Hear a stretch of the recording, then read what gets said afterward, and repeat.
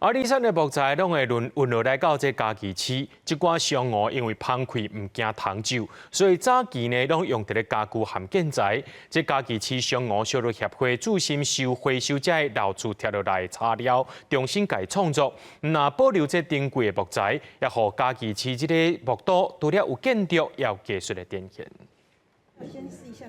伫回收上来旧材料顶面，用小的雾纱笔来画图。这一幅一幅烧伫过木顶面的图，是家己市过木烧路协会的作品。因希望透过展览的方式，不但保存珍贵的材料，嘛互较早的建筑废弃物有新的运用。在摕来过程中，这物件咱若无甲应用，伊会摕去烧掉嘛。咱来用足好的能源，搁来甲烧足好的物件，所以咱会感觉做唔甘的。毋则讲咱来用这个烧蜡的方式，甲这个块木呢，去做一个过程了，就会甲保留落来。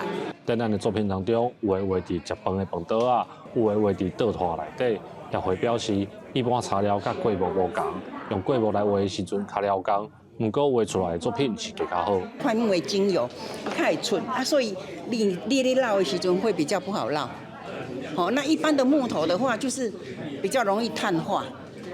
好，伊袂让像讲咱的块木有油质。好，啊，你深浅的话就会勾勒出比较不同。这是家己的特色啊，因为把这个旧的块木用来做沙漏化实在是无简单啊。家己较早嘛是过木上侪所在，迄当阵真侪老厝或者是家具，拢会用过木来做材料。协会经过10年的努力，甲回收的旧过木改造做一件一件的艺术品。